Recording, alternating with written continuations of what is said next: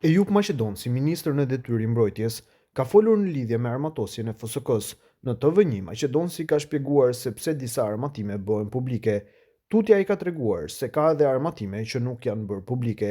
Ka blerje për të cilat qytetarët nuk kanë njohuri mirë që i kemi bo si ministër i mbrojtjes, tha ndër të tjera ai, duke fokusuar që ende Kosova mund të blej armatime të reja, po ashtu ka marrë nga ato të cilat ende nuk janë bërë publike për publikun.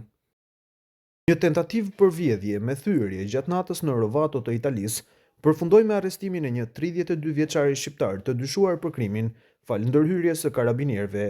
Ngjarja ka ndodhur rreth orës 4:30 të mëngjesit të shtatë kur një patrull nga njësia e Kjarit, duke kaluar përgjatë via Galdini, vuri re një burr të veshur tërësisht me të zeza dhe me fytyrë të mbuluar, duke u përpjekur të hapte me forcë derën e përparme të picerisë Amici.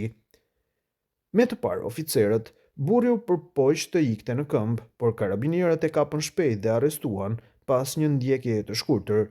Gjatë kontrollit personal, u gjet dhe u sekuestrua mjeti i vjedhjes që ishte përdorur për të thyer derën me forcë. Identiteti i 32 vjeçarit u konfirmuar si shtetasi me iniciale BE, një shqiptar me banim në Köln të Gjermanisë dhe me precedent penal. Falë raportimeve të shpejta nga pronari i picerisë dhe analizës së videos së kamerave të sigurisë, e cila kapi sulmuesin duke u përpjekur të hynte në lokal, ai u arrestua me akuzën e tentativës së grabitjes. Mërgjimtari nga Kosova, i cili jeton në Gjermani, Rilind Krasniqi, ka raportuar se është përballur me maltratim dhe bastisje gjatë një udhëtimi në Serbi. Sipas njoftimit të Krasniqit, ka kaluar për rreth një orë nën kontrollin e autoriteteve serbe, të cilët kontrolluan pajisjet e tij personale dhe morën gjëra të ndryshme, përfshirë edhe 2500 euro. Në një postim të publikuar në rrjetet sociale, Krasniqi tha se bastisja lidhej me disa fotografi që ai kishte në telefon dhe në Facebook.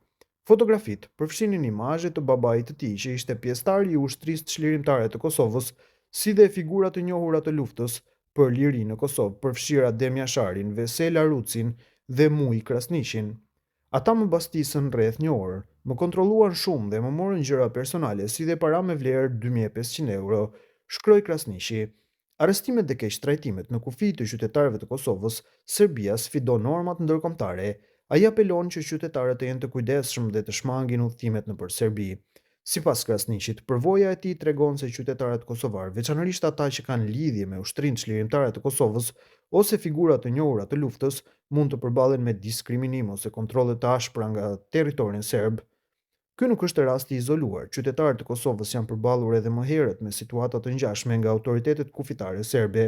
Së fundmi, qytetari Mitehat Lozani është arrestuar nga autoritetet serbe në pikën kufitare të Batrovcit në kufi me Kroacinë.